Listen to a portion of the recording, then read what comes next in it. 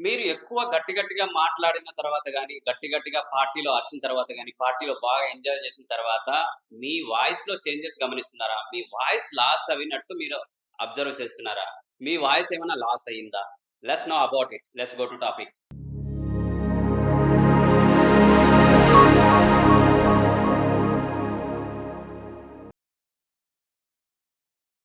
Hi, hello. Myself Dr. Gangaraju. I'm a clinical and interventional audiologist and senior speech pathologist and deglotologist fellow in cochlear implants and aspiration and management. Yes.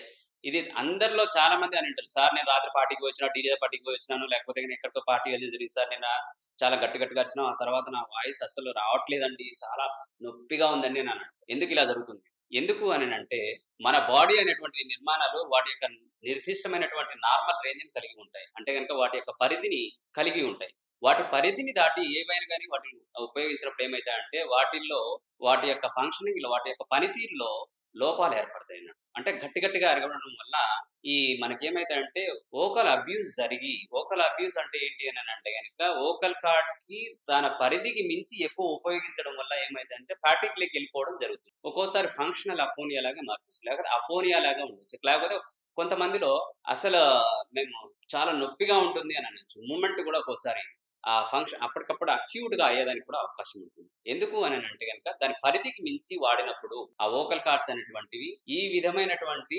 Experience పొందేదానికి అవకాశం ఉంది. So, అప్పుడు మీరు వెంటనే ఏం చేయాలి అనంటే గనక అందరూ అమ్మమ్మ అంటారు. కొంతమంది సున్నం రాస్తారిక్కడ. కొంతమంది తమలపాకు పెడతారు కొంతమంది ఇక్కడ.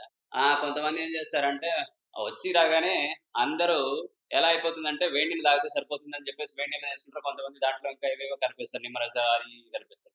కానీ మనం చేసేటువంటి పద్ధతుల వల్ల మీరు ఆ వోకల్ కార్డ్స్‌కి మంచి అదే స్వరతంత్రులకు మంచి చేస్తున్నాం అనుకుంటున్నారు కానీ చాలా మంది ఈ తప్పిదాలే చేస్తున్నారు. వీటిని ఇవి వేడి నీళ్ళు తాగితే తాగడం అనేటువంటిది చాలా మంది చేస్తున్నటువంటి మొట్టమొదటి తప్పు. ఎందుకనంటే గోరువెచ్చని నీళ్ళు తాగాలండి. వేడి నీళ్ళు కాదు. వేడి నీళ్ళు ప్రతి ఒక్కరు కూడా వేడి నీళ్ళు తాగుతా ఉన్నారు. ఇది ఎందుకనంటే వేడి నీళ్ళు అనేటువంటిది ఆ మ్యూకోసల్ సెన్సిటివిటీని తగ్గిచ్చేస్తుంది. తద్వారా మనకు ఫీడ్‌బ్యాక్ అనేటువంటిది చాలా వరకు తగ్గిపోతుంది. తద్వారా ఇంకా వాయిస్ అనేటువంటిది ఇంకా వర్షన్ అన్నట్టు ఇంకా తగ్గిపోయినట్టు మనకు అనిపించొచ్చు. కానీ వరి అవ్వకండి. వెంటనే ఈఎన్‌టీ డాక్టర్ గారిని సంప్రదించండి. దానికి ఏమేమి టెస్ట్ చేయాలో డాక్టర్ గారు సూచిస్తారు. సర్వసాధారణంగా దానికి అవసరమయ్యే టెస్ట్‌లు ఓరల్ ఎగ్జామినేషన్ అంటే గనక నోటి యొక్క భాగాల ఎగ్జామినేషన్, అలాగే గొంతు ఎగ్జామినేషన్, గొంతు టెస్టింగు, తర్వాత ఎండోస్కోపిక్ ఎగ్జామినేషను, తర్వాత voice test, functional voice test. So, voice assessment ఇలాంటి టెస్ట్‌లు అవసరం పడతాయి. తదనుగుణంగా దానికి అడ్వాన్స్ మేనేజ్‌మెంట్ అనేటువంటిది ఇవ్వడం జరుగుతుంది.